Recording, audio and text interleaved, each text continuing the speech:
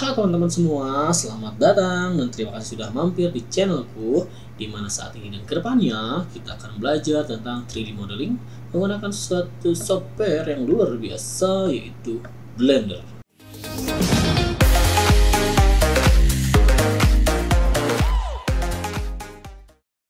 Kenapa harus Blender?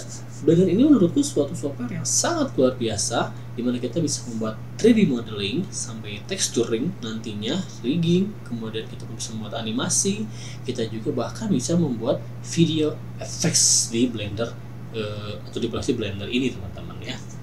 Namun sebelum kita mulai, ini teman-teman pastikan dulu bahwa spek PC atau laptop teman-teman sudah memenuhi minimum requirement-nya, minimal kayak aku lah di minimum. Yuk kita cek dulu. Nah, Blender ini ternyata minimumnya dia meminta 64 bit ya. Setahu aku di yang versi dulu itu masih bisa 32 bit. Yang kalau sekarang ternyata dia mintanya minimum 64 bit. Ya, RAM-nya minta 4 GB dengan grafik card-nya itu PGA-nya kurang lebih sekitar 1 GB. Kalau recommended sama optimalnya mau nggak dibaca sendiri. Kalau aku mah suka menjerit jiwa kemiskinannya kalau lihat recommended sama optimal. Nah, kalau teman-teman sudah dipastikan oke nih, ternyata aku bisa, nah silakan lakukan download. Nah, karena berhubung di sini aku download, jadi mungkin aku nggak akan lanjutkan ya. Untuk teman-teman silakan download sampai selesai. Lihat, kecil. Bahkan Blender sendiri istilahnya bilang dia bahwa kecil, ini senit kecil kan, tapi dengan kemampuan yang luar biasa. Silakan teman-teman klik ya, kemudian selesaikan proses instalasinya, proses atau downloadnya.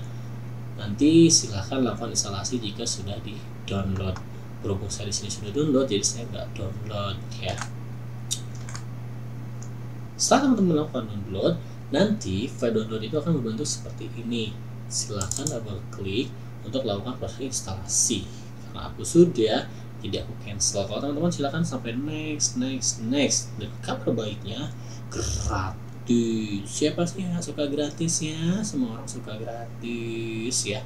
Silakan lakukan sampai selesai. Aku di sini akan cancel saja karena sudah diinstal.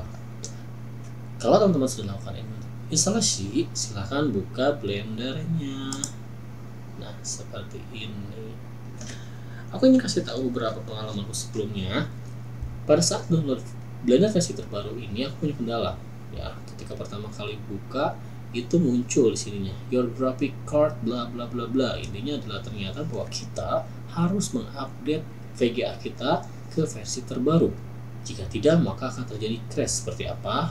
Baru keluar objek, bikin objek baru, crash. Kita mau save juga crash. Tapi setelah aku lakukan update, VGA card semua menjadi normal.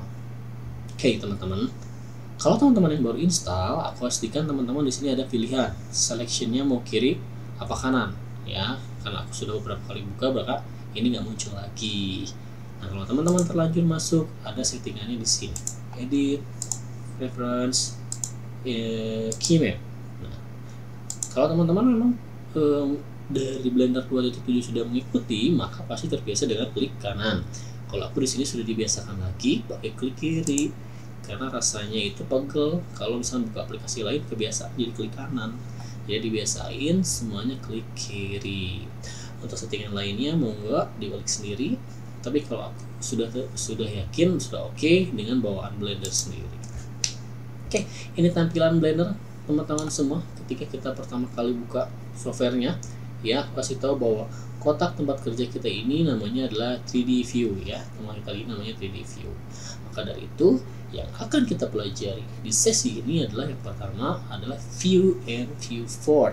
Bagaimana kita mengubah sudut pandang kita terhadap objek atau mesh ya, ini namanya mesh yang ada di depan kita. Ya, siap? Oke, kita mulai. Untuk view, yang pertama akan kita pelajari adalah tentang orbit camera. Bagaimana melakukan orbit? Orbit itu adalah seperti ini ya. Cirinya adalah mesh-nya atau objeknya itu tidak berpindah, dia ada tetap di tengah walaupun kita menggesernya kemana-mana. Ya, jadi seperti apa? Kita gunakan mouse bagian tengah, middle mouse kita tekan seperti ini. Itu cara pertama ya. kita mau gerakkan kemanapun dia akan tetap di tengah. Cara kedua adalah kita menggunakan numpad. Numpad itu adalah angka-angka numerik yang ada di sebelah kanan keyboard kita.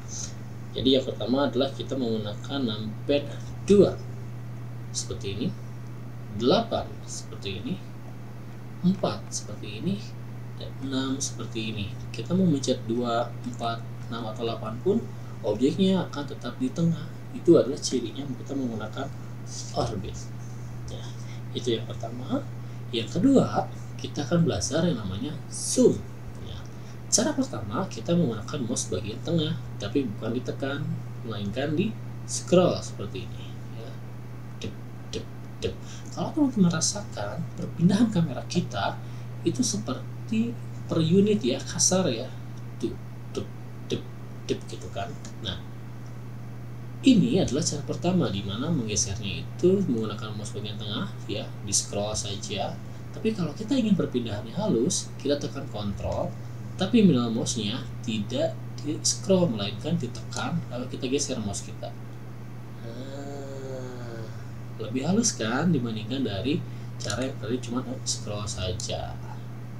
Nah, itu cara kedua. Kemudian ada lagi cara ketiga, menggunakan numpad lagi ya. Seperti apa? Yaitu menggunakan numpad tanda kurang dan tambah. Kalau kurang itu dia menjauh, kalau tambah berarti dia mendekat ya, seperti ini. Tapi tetap perpindahannya adalah tetap satuan seperti ini, dik seperti itu. Itu adalah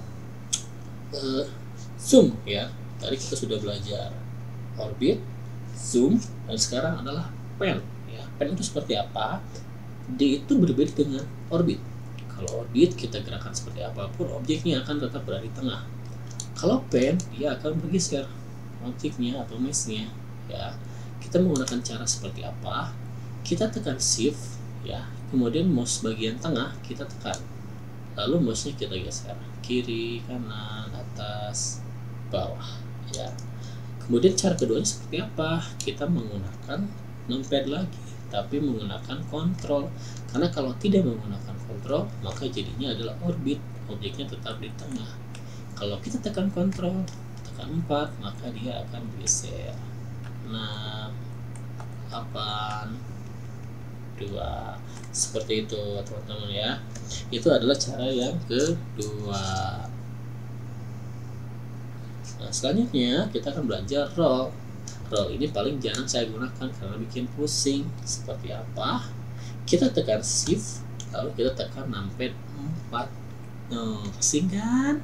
6 ya, 4, 6. Kalau 8 sama 2 nggak bisa. Haha, siapa yang nyobain barusan? Gak bisa. Kalau roll itu hanya untuk 4 dan 6 dengan catatan shift-nya ditekan. Oke. Tadi kita sudah belajar orbit, kedua zoom, ketiganya pan, dan keempatnya terakhir ini adalah roll, teman-teman. Oke, untuk tampilan lainnya, tadi kan sudah kita pakai itu di numpad 2, 4, 6, dan 8. Sisanya masih bisa kita gunakan ya. Untuk melakukan itu kita butuh mesh baru. Caranya adalah kita shift A untuk menambah head baru ya. Kita pilih con saja teman-teman. Kemudian kita akan coba dengan angka 1 yang belum kita gunakan. Ternyata ketika angka 1 kita tekan, tampilannya akan berpindah ke bagian depan ya, atau view front. Kemudian kita tekan 7, maka akan muncul top, yaitu kita lihat dari atas. Kalau 5 ya, saya coba perbaiki dulu. Kalau 5 itu adalah perspektif seperti ini teman-teman ya, atau ortogonal atau isometri. Kemudian 3 ini seperti kita lihat dari kanan teman-teman ya. Ini kan 1 nih dari depan, sekarang kita dari kanan berpindah ke kirinya si kon tadi. Kemudian dalam posisi ini pun kita masih bisa memainkan numpad. Contoh ini 4 ya, ini orbit nih teman-teman ya. Kalau ingin menjadi pan seperti apa, kita tekan shift-nya, kontrolnya ya, kontrolnya. Kalau shift berarti kita roll teman-teman, seperti itu ya. Oke teman-teman, kita sudah belajar tadi apa ya? Kita belajar orbit, kemudian zoom, roll, dan pan.